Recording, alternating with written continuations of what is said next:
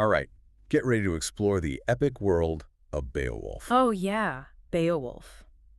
It's a story full of heroes, monsters, and battles, but also a window into the Anglo-Saxon world. It's a classic for a reason. We're going to take you through the whole story, start to finish, in this deep dive. Should be fun. So imagine yourself back in ancient Denmark. We've got King A Hrothgar powerful king. throwing these huge feasts in his grand mead hall. Heorot, picture it. A giant hall, music, laughter, Clinking of mead horns, yeah. a real symbol of Hrothgar's power and the unity of his people. But lurking in the shadows, there's Grendel. This isn't just any monster, is it? No, Grendel, he despises the joy and happiness coming from Heorot.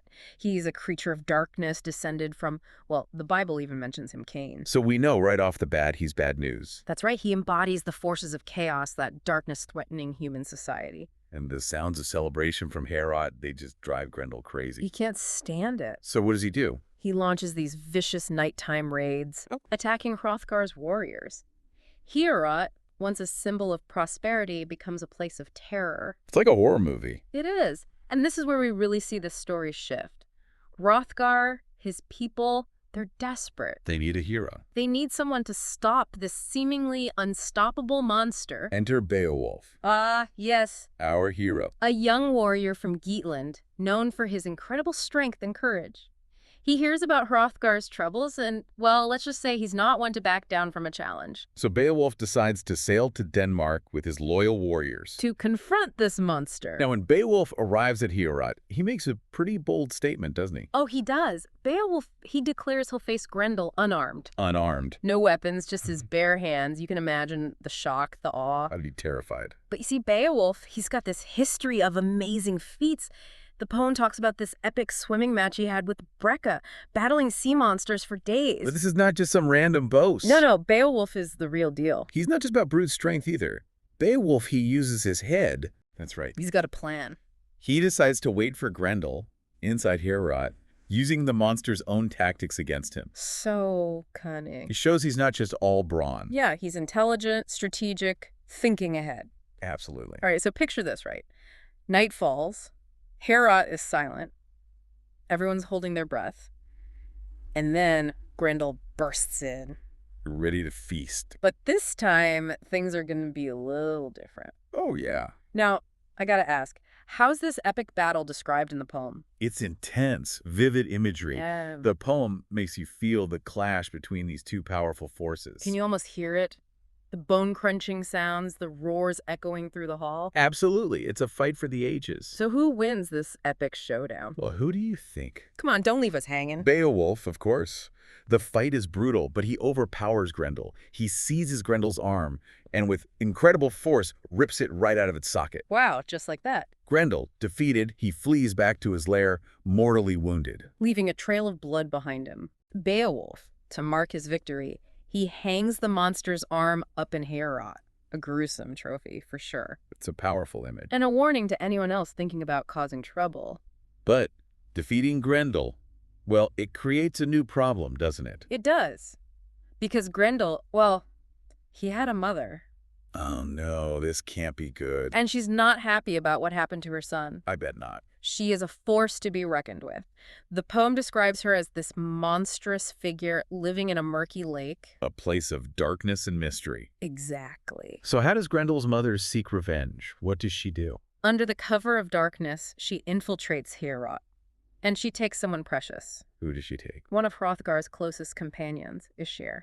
Wait, remind me who he was again. He was a trusted advisor to Hrothgar, a symbol of the king's inner circle. So this isn't just any attack, it's personal. It is. It's a devastating blow, a reminder that the fight isn't over. And I bet the mood in Heorot totally changed, didn't it? Oh, absolutely. One minute they're celebrating, the next they're plunged back into fear. But of course, Beowulf, he's not going to just stand by and let this happen. No, he's not. He steps up once again, ready to face this new challenge, ready to venture into the unknown. Into Grendel's mother's lair. A perilous journey. It's described as this treacherous path through dark forests and steep cliffs. Finally reaching a lake filled with all sorts of terrifying creatures. Serpents, sea dragons. It's a descent into a dark, primal world. And Beowulf, without hesitation, he takes a deep breath, grabs a sword, and plunges into that murky water. armed with a sword named Hrunting, lent to him by a warrior named Unferth. It's like something out of a myth. It is, and at this point we're left wondering, will he emerge victorious from this underwater lair, or will he be consumed by the darkness? So Beowulf dives into this murky lake to face Grendel's mother. It's like he's going deeper into the heart of darkness, right? Facing these primal forces lurking beneath the surface. Right. We left him taking that plunge. What happens once he's down there in that underwater lair? Oh, it's vividly described. Dark, chaotic water, thick with blood. Beowulf has to fight his way past all these creatures, real and imagined, before he even gets to Grendel's mother. This is it then, the underwater showdown. How does this battle compare to the fight with Grendel? Even more intense, more claustrophobic. They're locked in this close combat, surrounded by the depths. But there's a twist. The sword Beowulf borrowed, Hrunting, it fails to pierce Grendel's mother's hide. Whoa, so his trusty sword is useless. What does he do then? He's got to improvise. Beowulf tosses Hrunting aside and grabs a giant sword from the wall of the lair. A weapon forged by giants, the poem tells us. Talk about a lucky break. But it shows his resourcefulness, right? Mhm. He adapts and finds a way to fight back. Exactly. Beowulf embodies that Anglo-Saxon resilience.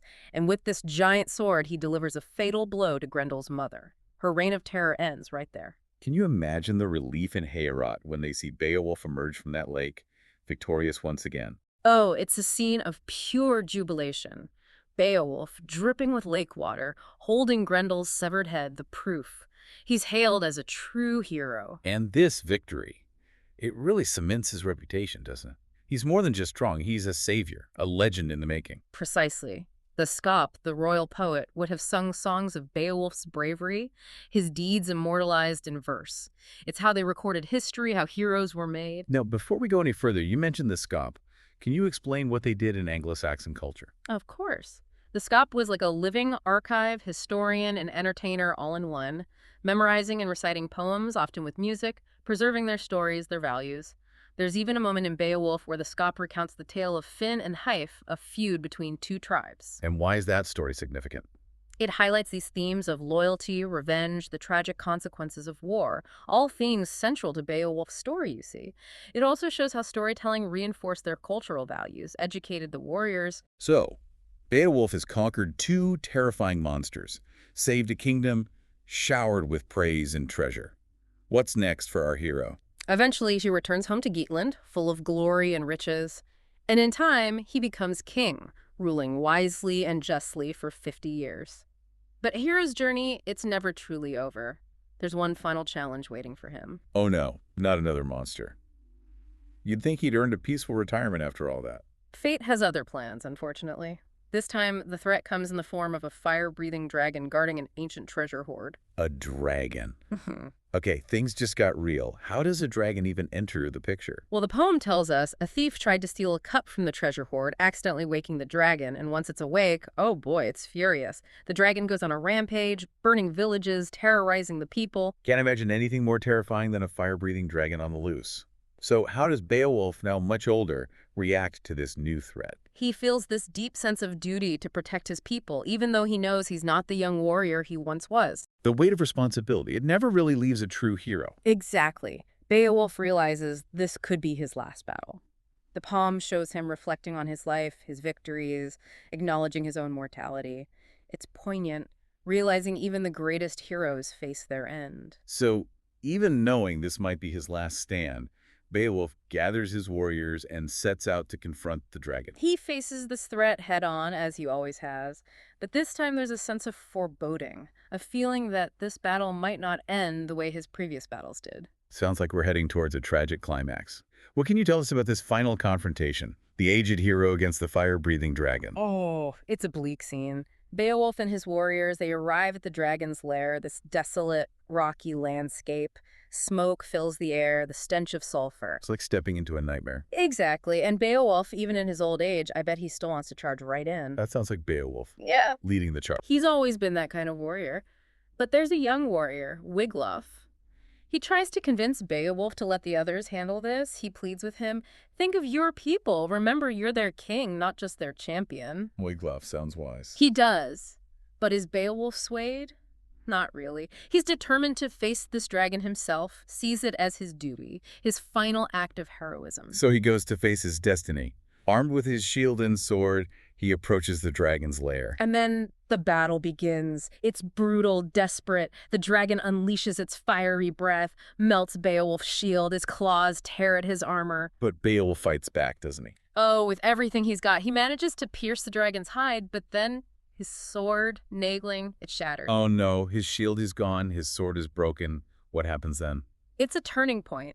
Beowulf is exposed, vulnerable to the dragon's fury. And what's worse, most of his warriors, seeing their king in such danger, they flee. They abandon him. They do. Forgetting their oaths, their loyalty is a stark contrast to the bravery we see from Wiglaf. So Beowulf's left alone to face the dragon. No, Wiglaf stands by him, refuses to abandon his king. It really highlights the importance of loyalty in the face of danger. It's Beowulf and Wiglaf against this fearsome dragon.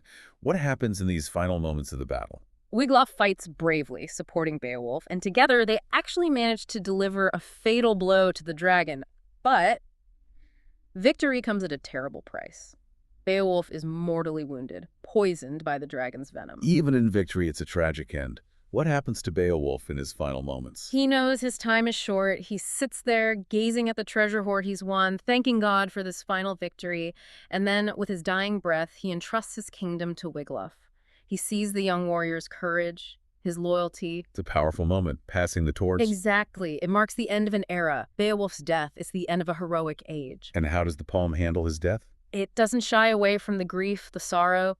Wiglaf, heartbroken by the loss of his king and mentor, he rebukes the warriors who deserted Beowulf, reminds them of their oaths, their duty, the shame they brought upon themselves. It's a powerful message. True heroism isn't just about strength. It's about loyalty, honor, keeping your word, even when it's hard. Absolutely. So how does the poem end? Wiglaf oversees the construction of Beowulf's burial mound, a grand monument overlooking the sea, filled with the dragon's treasure. A fitting tribute. A reminder of his courage and sacrifice. And as the poem closes, a messenger arrives, foreshadowing future conflicts. The world keeps turning. New challenges will arise. New heroes will be needed. It leaves us with a lot to think about. This epic tale, why does it still resonate with us after all these centuries? Because it speaks to something universal within us. Those themes, good versus evil, fate, loyalty, honor, responsibility, death. It reminds us that even in a world filled with darkness, there will always be those who stand up, who fight for what's right. Who risk their lives to protect others. Exactly. Beowulf makes you think about what kind of legacy you'll leave behind. What will you be remembered for? What would your own scop sing about you? That's a powerful question.